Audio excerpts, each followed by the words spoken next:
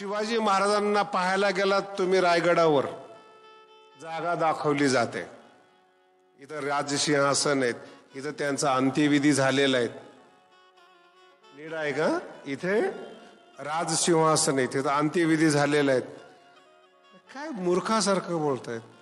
अंत्यविधी झाल्याची जागा दाखवली, पण त्यांचा अंत झाला नाही, हृदयामध्ये ते उरलेले आहेत. शब्द इतका मस्त आहेत. मारा तुम्ही,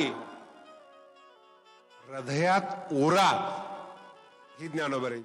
कॉलेजला गेल्यानंतर आर्ट घेऊ का कॉमर्स घेऊ, लग्न करताना हिच्याशी करू का तिच्याशी करू, व्यवसाय करताना हा करू, करत काहीच नाहीत. कन्फ्युजन, त्याला म्हणतात गजबज. आणि सगळं तरुणपण आहे ना कन्फ्युजन मध्ये निघून जातं. म्हातारपणामध्ये काही शिल्लक राहत नाही. अर्जुनाची जी मानसिक अवस्था भगवंताने जी या ठिकाणी टिपलेली आहे ज्ञानोबरायाने, ते फार समजण्यासारखी अवस्था आहे.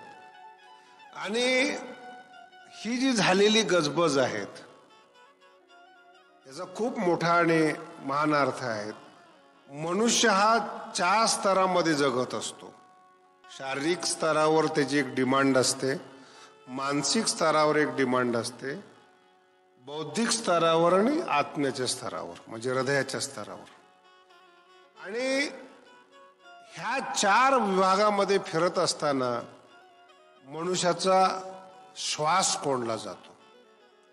शरीराची डिमांड वेगळी असते, त्याची भूक वेगळी असते. शरीर जे असतं ते कधी कोणाला सुख देत नाही, पण ते दुःख देऊ शकतं. त्या दुःखाला थांबवणं याचा अर्थ सुख होतो. लक्षात येते आपल्या? शरीर जे आहे ना सुख देत नाही कुणाला. भूक लागली ते दुःख आहे, भुकेचं दुःख. तहान लागली ते दुःख आहे. मग आपण जेवण करतो, जेवण केल्याने भूक थांबली, ब्रह्मानंद मिळाला नाही. जे दुःख होतं भुकेचं ते थांबलं, नवीन काही मिळालं नाही. हे वैशिष्ट्य आहे शरीराचं. म्हणजे त्याची गरज भागवणं म्हणजे सुख मिळणं असा अर्थ होत नाही. दुसरा स्तर आहे मनाचा. त्याला तुम्ही किती द्या ते चंचलच आहे. ते लगेच खुश होतं आणि लगेच म्हणतं नवीन काय आहे का. काही द्या तुम्ही, मानसिक स्तर म्हणतात त्याला. आणि समुद्राच्या जशा लाटा असतात निसर्गतः, तसं मनामध्ये संकल्प विकल्प असतात. इथे मोह होतो, तिथं मनी गजबज. नीट ऐका बरं, खूप सुंदर विषय आहे. तरंग नेहमी येतात, त्याचा स्वभाव आहे लाटा येणं. तसं मनाचा स्वभाव आहे चंचल असणं. पण ती चंचलता नियंत्रित करण्याचं काम बुद्धी करत असते. 2 अध्यायाचं सारांश मी एकत्र करतोय, दुसरा आणि पहिला, समजायला तुम्हाला बरं पडेल. दुसऱ्या अध्यायामध्ये बुद्धीचं वर्णन आहे, स्थितप्रज्ञ म्हणून ज्याला म्हणतात ना, आणि पहिल्या अध्यायामध्ये मनाचं वर्णन आहे. हे दोन्ही मिश्र स्वरूपात तुम्हाला मी सिद्धांत सांगतोय. मनाचं काम आहे चंचलता असणं, बुद्धीचं काम आहे नियंत्रण करणं. मनानं हजारो प्रकारच्या कल्पना केल्या, माणसाचं पतन होत नाही. बुद्धीनं एक केलेला निश्चय माणसाचं आयुष्य उद्ध्वस्त होत. रोज मनाला असं वाटू दे मी भांडणं करील, मी चोरी करील, मी अमुक करील, काही फरक पडत नाही त्याला. पण बुद्धीने ठरवलं चोरी करायचं, त्या दिवशी तुम्ही उद्ध्वस्त झालात. मनाचा स्वभाव आहे तरंग, बुद्धी निश्चय करते. मनाने आणलेला बाहेरचा माल हा योग्य का अयोग्य ते परखण्याचं काम बुद्धी करते. परख जर तुमची चुकली, निर्णय जर तुमची चुकली, चिकित्सा जर तुमची चुकली, तुम्ही बर्बाद झालात. तिसरा टप्पा जो सांगितला जातो चित्ताचा, तो चित्त म्हणजे तुमची आमची हार्ड डिश आहे. डेटा कलेक्टर म्हणतात त्याला. कम्प्युटर ज्याला माहिती असेल त्याला माझी भाषा कळेल. मोबाईल फोन असतो ना, त्याच्यामध्ये किती फोन आले किती फोन गेले लक्षात येतात. तुम्ही वरून डिलीट करता. पण तज्ञ जर माणूस असला ना आणि त्यांनी त्याच्या पद्धतीने ऑपरेट केलं ना, तर 5 वर्षामध्ये तुम्ही किती फोन केलेत, कुठे केलेत तो काढू शकतो. तो तज्ञ माणूस असेल तर. नीट ऐका बरं का, तुम्हाला फार चांगलं उत्तर मिळेल. 5 वर्षाचा सुद्धा डाटा त्या मोबाईल मधून तो तज्ञ माणूस काढू शकतो. 5 वर्षानंतर तुम्ही म्हणता आम्ही डिलीट केलं. तुमच्या डिलीट करण्याने काय होतं? कारण की तुमची एक एंट्री डाटा कलेक्टर मध्ये मिळून गेली. तुम्ही केलेलं एक पाप तुम्ही विसरून जाऊ शकता, चित्त कधी विसरत नाही. डाटा कलेक्टर आहेत. तुमचं प्रत्येक केलेली घटना त्याचं चित्र चित्तामध्ये गुप्त असतं आणि त्या गुप्त असणाऱ्या चित्तातल्या चित्रांना जो मुक्त करतो त्याचं नाव आहे चित्रगुप्त. ठीक आहे, असं वही घेऊन बसला नाही. कोणत्या क्षणी तुम्ही काय केलं, तुमच्याकडे मेमरी कार्ड दिलेले, आपोआप त्याच्यामध्ये डाटा कलेक्ट होतो. किती पाप केलं, किती लोकांना शिव्या दिल्या, किती लोकांना त्रास दिला, काय चोरी केली, काय बलात्कार केला, जगाच्या दृष्टीने कळत नसेल पण चित्तापासून चोरून राहू शकत नाही. चित्त वरच्या स्तरावर विसरल्यासारखं वाटतं पण मृत्यूमध्ये सगळे संस्कार तुमच्या पुढे उभे राहतात. आणि चित्रगुप्त जो असतो ते उघडतो ते चित्त. हृदय जे असतं ना ते प्रेमाने ओथंबलेलं असतं. फार कमी माणसं जीवनामध्ये हृदयापर्यंत पोहोचतात. फार कमी माणसं असतात. हृदयाच्या स्तरावर जगणंच माहीत नसतं. मन, बुद्धी, चित्त फार फार तर मागं असं झालं होतं, मागे तसं झालं होतं. हृदयाचं स्तर अस्पर्शित राहतो. तिथे जगतात ते संत असतात. अभंग हृदयातून निघालेत.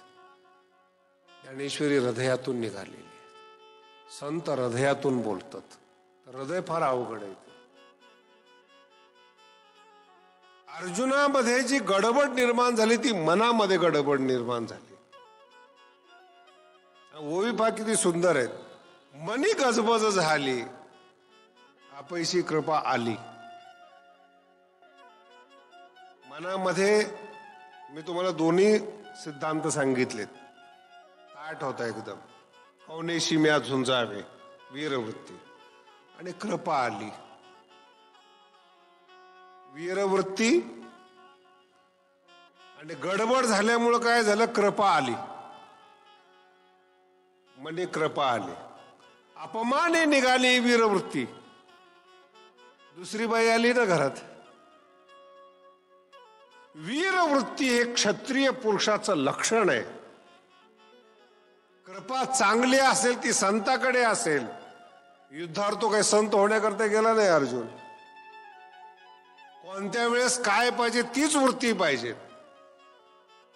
म्हणून ज्ञानोबा खूप सुंदर सांगतात, ज्या उत्तम कुळीच्या होते आणि गुणलावण्याती. शब्द नीट तपासून पहा. उत्तम कुळीच्या होती. पहिलं कुळ उत्तम पाहिजेत. गुण पाहिजे. स्वयंपाक वगैरे सगळं करता यायला पाहिजेत. लावण्य, सुंदरता नाही, लावण्य वेगळी वस्तू आहे.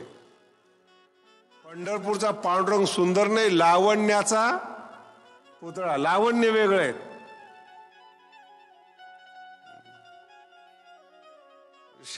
प्रयोग कसे आहेत बघा. गुण लावण्य आथी. आणि इतकी चांगली पत्नी घरामध्ये असताना दुसरी आली. ती कशी आहे काय आहे तो त्याचा भाग झाला. तिने का आणली, ज्ञानोबा खूप सुंदर उत्तर देतात. जीवाच्या कशी उतरली. एवढी सुंदर पत्नी घरामध्ये आहे तरी तिने आपली भांडे घासणारी बाई आणली. ज्ञानेश्वरीच आहे ना, जीवाच्या कशी उतरली दासी की गोसावीन झाली. गोसावी म्हणजे भीक मागणारी नाही बरं, मालकीन झाली, याची मालकीन झाली. का? जीवाच्या कशी उतरली, काही उत्तर देता येत नाही त्याला. पण वीर वृत्ती जी आहे ती निघून जाते, त्याने अपमाने निघाली वीर. आणि क्षत्रियाचा जो मूळ मर्दपणा जर निघून गेला, नीट ऐका, मर्दपणा जर निघून गेला ना, तो मनुष्य नपुंसक होतो. याला संस्कृत मध्ये क्लीब म्हणतात, नपुंसकता. आणि हा भगवंताचा शब्द आहे, क्लैब्यम मास्मगम पार्थ. नपुंसकतेला आहारी जाऊ नकोस, नाही तर तो उपपद्यते एतत् त्वयि न उपपद्यते. तुझ्यासारख्या माणसाला शोभत नाही. क्लैब्यम मास्म, तुझी वाटचाल नपुंसकतेकडे आहेत, हिजडा होऊ नकोस. आणि ज्ञानोबांचा मी सांगितलं तुम्हाला, हे दोघांचे शब्द फार वेगळे वेगळे आहेत. कृष्ण जे बोलतात ना, असं डायरेक्ट बोलतात, क्लैब्यम, नपुंसक होऊ नकोस. ज्ञानोबा जरा गोड बोलतात, असते पुरुषत्व गेले.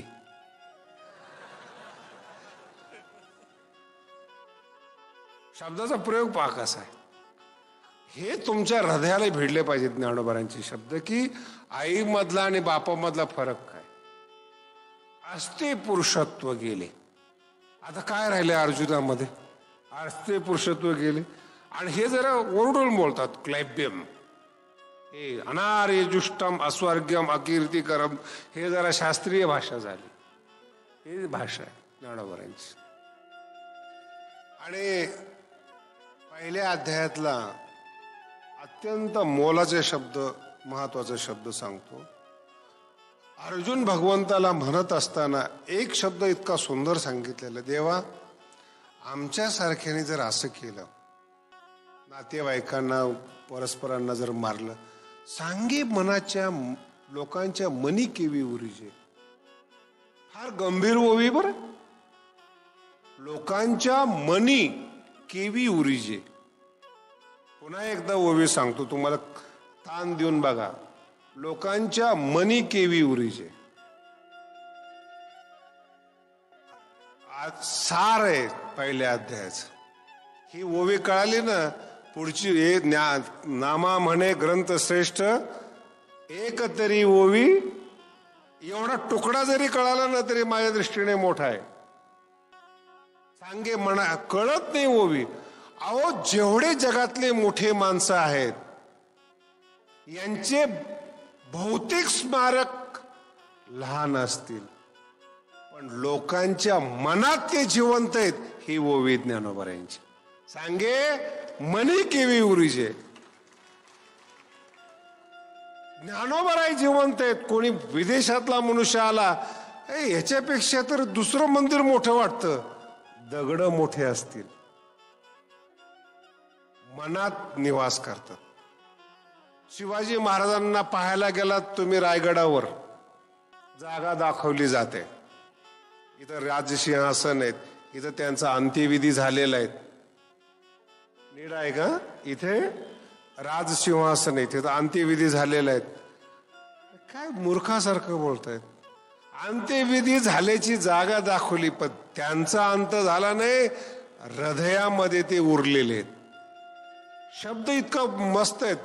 मारा तुम्ही, हृदयात उरा. ही ज्ञानोबांची ओवी. तुमचं अस्तित्व आहे ना, ते हृदयात उरण्यावर आहेत. तुम्ही मनुष्य आहात, असं काम करा जीवनामध्ये.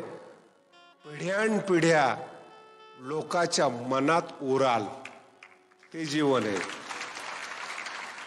काय किती ओवी किती साधी वाटते. लोकांच्या देवा आम्ही जर असं केलं तर लोकांच्या मनात कसे काय राहू. अरे लोकांच्या मनातच राहतात मोठे माणसं. आज मुस्लिम धर्मामध्ये, आपल्यासारख्या धर्मामध्ये सगळीकडे देवाचे मंदिर आहेत, मूर्ती आहेत. मुस्लिम धर्मामध्ये मूर्ती नाहीये.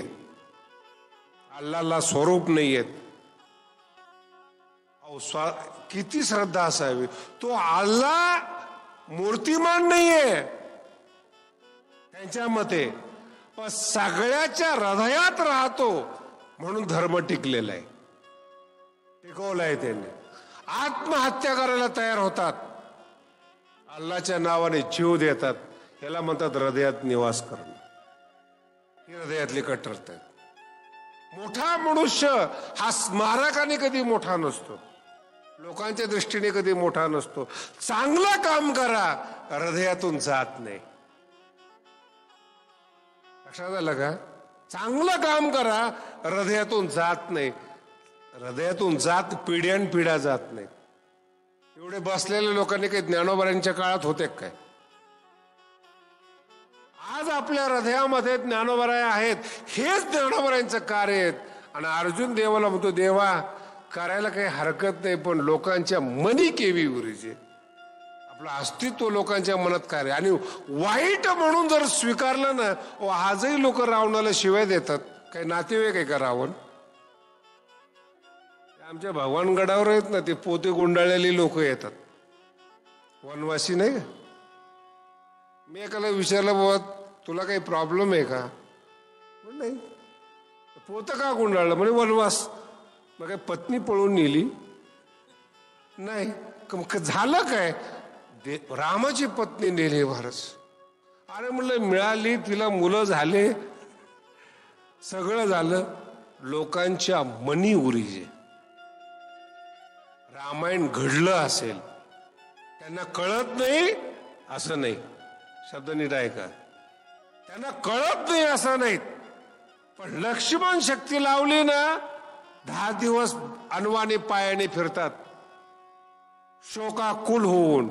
याला म्हणतात लोकांच्या मनात घर करणे. एक शब्द आहे फक्त ज्ञानोबरायांचा, एक. पंढरपुरा नेईन 700 वर्ष झाले लोक आजही पताका नेतात. त्यांना देव भेटत नाही, पण माऊली नेते. हृदयात येत माऊली. माऊलीचं भजन करत जातात. जगायचं असेल मनुष्याला, अशा पद्धतीने जगावं. लोकांच्या मनी उरीचे. कुठलाही मनुष्य असो, कळत न कळत त्याच्या मुखातून नाव निघतं, ज्ञानोबा तुकोबा. भजन तसंच होतं, ज्ञानोबा आहे तुकोबा आहे. लोकांच्या मनात उरणं हे काम आहेत, हे जीवन आहेत, हा परमार्थ आहे. आणि हे कर्तव्य भगवंताच्या प्रसादानेच मिळतं. पुढे येईल तुम्हाला. महत्वाचा शब्द आहे पहिल्या अध्यायातला. काय जगाचं होईल ते होईल, पण आमच्यामुळं जग नष्ट झालं हा आक्षेप आमच्यावर नकोय. आणि भगवंत सुरुवातीला 2 शब्दामध्ये व्यावहारिक उपदेश देतात. हे बरोबर नाही तुझं. आणि इतकं समजवलंय त्यांना. अरे अर्जुना, तू स्वतःला ओळख. तू संग्रामी हरजिंतीला, शंकराला तू जिंकलेला आहेस. इथे शंकर स्वप्नात येत नाही कुणाच्या. अर्जुनाची योग्यता काय? तू आणि सांगणारे भगवंत आहेत. संग्रामी हरजिंतीला, निवात कवचाचा ठाव पिढला. इंद्राला सापडत नाही, त्याला तू खलास केलंस. पवाडा तू केला गंधर्वासी. दुर्योधनाला आणि कर्णाला बांधून नेत होते गंधर्व, त्यांना तू सोडवलंस. या तिन्ही दृष्टांत अमानवीय आहेत. ज्ञानेश्वरी वाचताना हे लक्षात ठेवा. हे तिन्ही जे दृष्टांत ज्ञानोबा देतात ना, हे अमानवीय आहेत, मनुष्याचे नाही आहेत. संग्रामी हरजिंतीला, हर शंकर. निवात कवच राक्षस, अमानवीय. आणि पवाडा तुआ केला, म्हणजे तुझ्या समोर माणसे किती किरकोळ आहे अर्जुना. शब्दांचा प्रयोग पहा कसा आहे. ज्ञानोबा ही शैली ज्ञानोबारांची. अमानवीय शक्तींना हरवणारा तू माणसाला घाबरतोस. तू भीष्मद्रोणाला हे जरा अर्जुना जास्त होत. सिंहासी झोंबे कोला, सिंहासी झोंबे को ऐसा आपाडाती के झाला, असं तर कधी घडलं नाही. पण तो आज साच केला आजी येत. सिंहाचं पिल्लूस तू. हे कोल्ह्याला घाबरत. कोल्हा कळलं का तुम्हाला? सिंहाशी झोंबे कोल्हा कळालं ना. समाजातले अति हुशार माणसं स्वतः कधी भांडणं करत नाही, कळ लावल्याशिवाय. ही ज्ञानोबाची शैली बोलायची.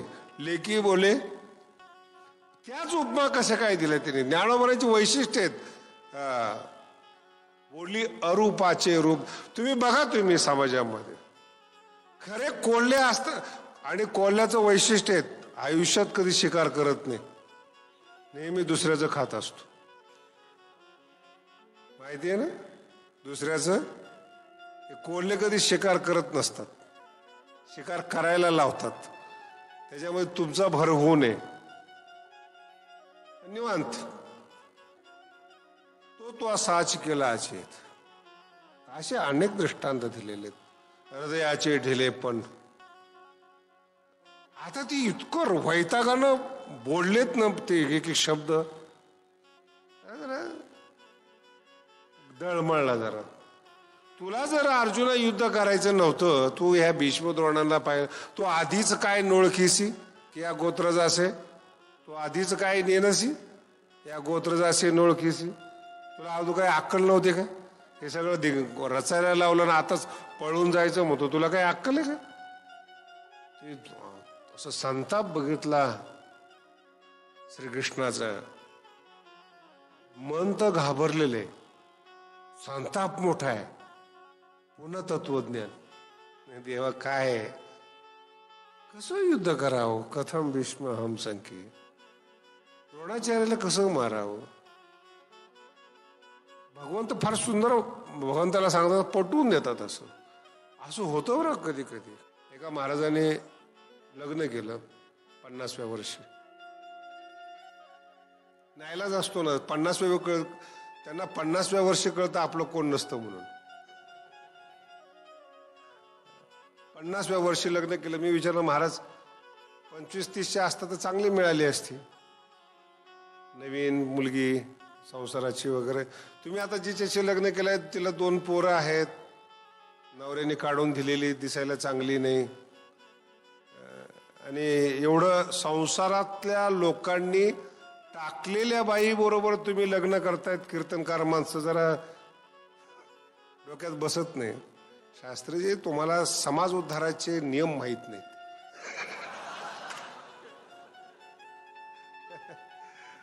चांगल्या मुलीशी तर कुणी लग्न कर, मग आपण कीर्तनकार कशासाठी?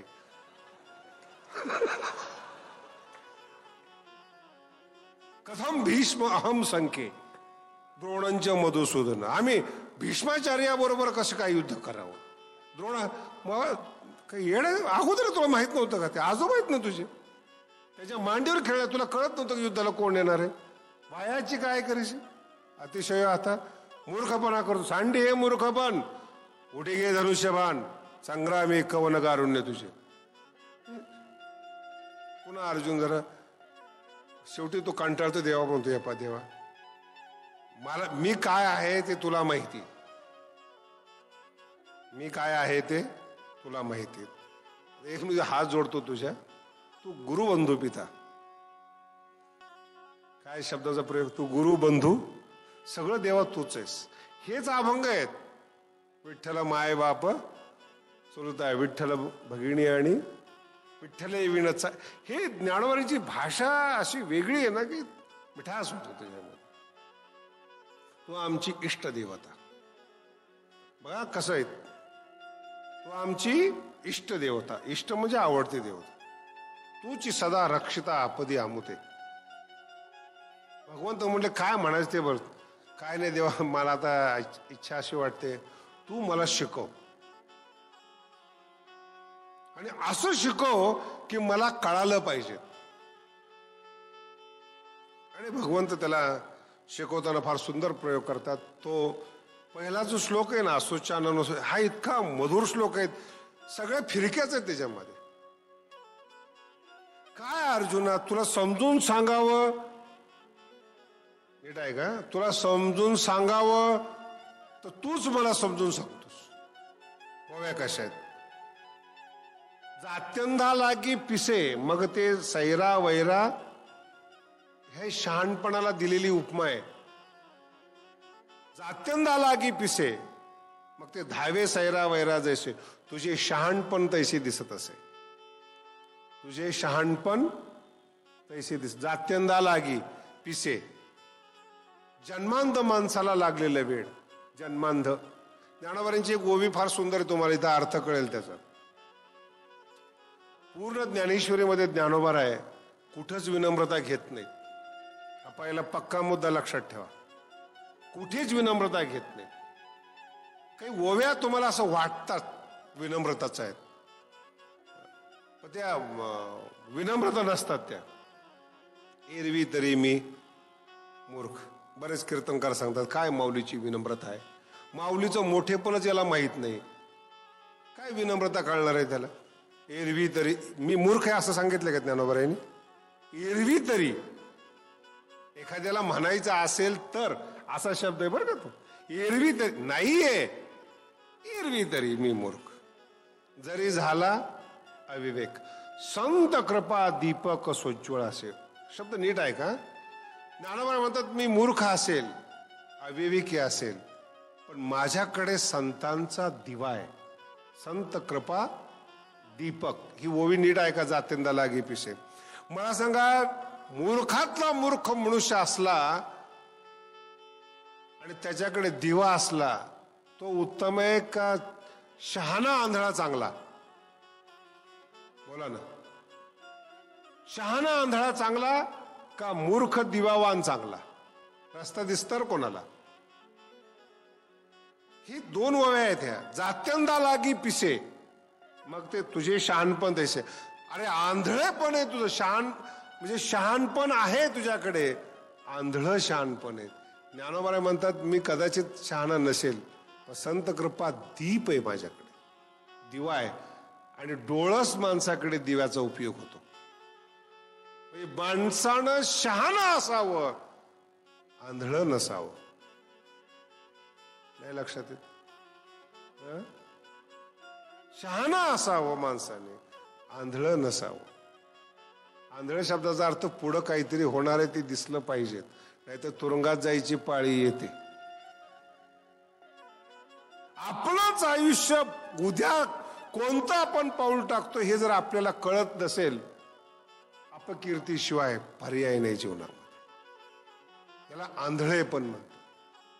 अर्जुना, तू शहाणा आहेस पण आंधळा आहेस.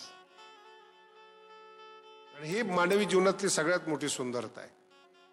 आपण शहाणे आहोत का अज्ञानाने आंधळे आहोत हे पहिलं निश्चय केला पाहिजे. जर आंधळे आहोत, आंधळ्या दृष्टी देतो त्याचे नाव मी उच्चारे. गुरुचं वर्णन करत असताना अज्ञानाला दृष्टी देणारा धर्म जागो सदैवांचा काय आंधळ्या दृष्टी देतो. हे काही छोट्या छोट्या गोष्टी आहेत कीर्तनकारांना, ह्या काही जड नाही आहेत. फक्त एक दिग्दर्शन करून जातोय मी तुम्हाला म्हणून. आणि ज्ञानोबाचं उच्चार इतक्या वेगळ्या पद्धतीचा आहेत. अर्जुना, मी एक उलट तुला विचारतो. ठीक आहे, तू यांना मारणार नाहीस, पण हे काय अजरामर होणार आहेत का?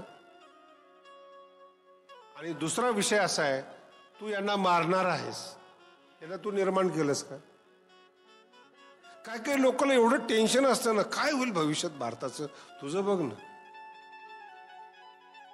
आता निवडणुकीचं वारं सुरू झालंय, जो येईल ना, शास्त्री तुम्हाला काय वाटतं? म्हणलं मला काय वाटणार आहे. नाही, जी हवा चाललेली आहे म्हणलं पहिली चालत होती. नाही, कोणाचं राज्य येईल म्हणलं तुला काय टेन्शन? त्याशी ओवी कळेल का नाही हे टेन्शन घ्या ना. ज्ञानेश्वरी कळेल का नाही टेन्शन. कोणीही जरी राजा आला, फरक काय पडणार आहे?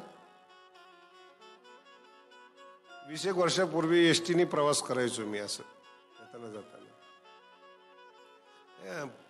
पुणे एसटी स्टँडला उभा होतो. आळंदी गाडी यायला वेळ होता. 2 भिकारी भांडण करत होते. विषय फार महत्वाचा होता. इतक्या जोरात भांडण लागले, तो विषय ऐकून मी त्यांच्याजवळ गेलो. परिस्थिती अशी होती की एका मुख्यमंत्र्यावर आरोप आलेला होता म्हणून त्यांनी राजीनामा दिला होता आणि मुख्यमंत्री कोण होणार आहे याच्यावर चर्चा चालली होती आणि चर्चा करणारे दोन भिकारी आणि त्या पोलीस स्टेशनला मी. चर्चा जोरात, कोण होय, हा होणार, तो होणार. 5 मिनिटं दोघं जण भांडले. नवीन गाडी आली, दोघंही पळाले. नाही काय आपला अधिकार काय, आपली योग्यता काय, कोणी मुख्यमंत्री झालं याचे काही भीक मागणं बंद होणार आहे? नाही लक्षात आलं.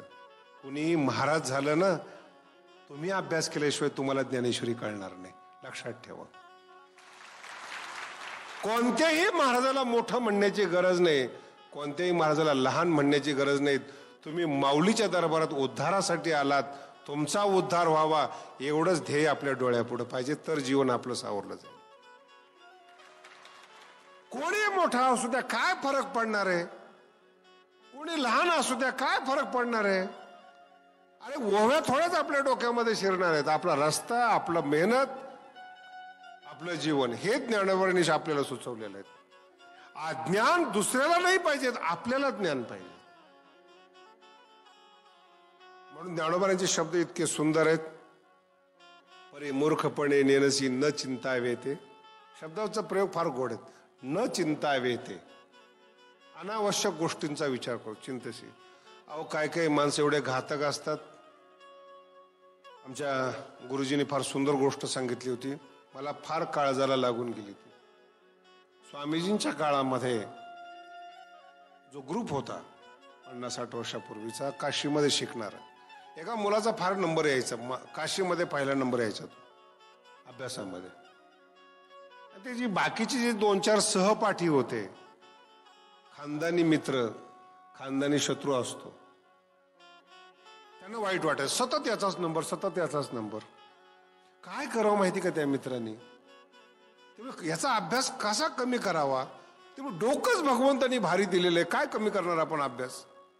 सोपा उपाय आहे. त्यांच्यातल्या एक तिरका बुद्धीच्या माणसाने गेलेच वर्गणी केली, त्यांनी सुंदर पुस्तकं आणली, महाभारत, रामायण, भागवत. विद्यार्थी अवस्थेत गरिबी असते आणि सगळे पुस्तक आणले, सगळ्यांनी त्याचा सत्कार ठेवला, जो पहिला येणारा मुलगा आहे. आणि आम्हाला अभिमान आहे, गेल्या 5 वर्षापासून आपला पहिला नंबर विद्यापीठामध्ये येतोय, आपली प्रगती अशीच चालू राहावी. तर सत्कार केला आणि हे पुस्तक सप्रेम भेट दिली, चांगले चांगले पुस्तक. महाराज तो पोरगा नापास झाला पुढच्या वर्षी. पुस्तकं चांगले आहेत, चांगलेच माणसं रस्ता भटकायला लावतात, हे डोक्यात बसू द्या एकदा. दारुडे माणसं रस्ता भटकायला लावत, मित्र रस्ता भटकायला लावतात. चांगले चांगले पुस्तकं वर्गणी काढून सप्रेम भेट दिले, अभ्यासाचे पुस्तकं वाचायचे बाजूला राहिले आणि कथा कवितेमध्ये तो माणूस रमला. परीक्षा आली, रिझल्ट जेव्हा आला तेव्हा तो नापास झालेला होता. मित्रांनी केलेला घात आहे. हे जीवन कळलं पाहिजे आपल्याला, यातलं अंतर कळलं पाहिजे. आपल्या जीवनाला साधक काय आणि बाधक काय हे आपल्या जीवनात कळलं पाहिजे. आणि याचं उत्तर एका शब्दामध्ये दुसऱ्या अध्यायामध्ये दिलेले आहेत. अर्जुना, ते पुण्यवशे अल्पची हृदय बुद्धी प्रकाशे अशेषही नासे संसार भय. ही अक्कल, ही सद्बुद्धी, काय ज्ञानोबांचे शब्द आहेत. अल्पची, छोट्या प्रमाणामध्ये, हृदय बुद्धी प्रकाशी, बुद्धी जर आली ना, अशेषही नासे संसार भय, त्याच्यावरच्या ओव्या आहेत ह्या. अर्जुना, सद्बुद्धी हे थे कुटी म्हणू नये, जैसी दीप कळिका धाकुटी बहुतेजा ते प्रगटी. म्हणून एक लक्षात ठेवा, कोण शत्रू आहेत, कोण मित्र आहेत, कोण जवळचा आहेत, कोण लांबचा आहेत. आपलं जीवन उन्नत करावं याच्याकरता मुख्य रूपाने ज्ञानेश्वरी आहे.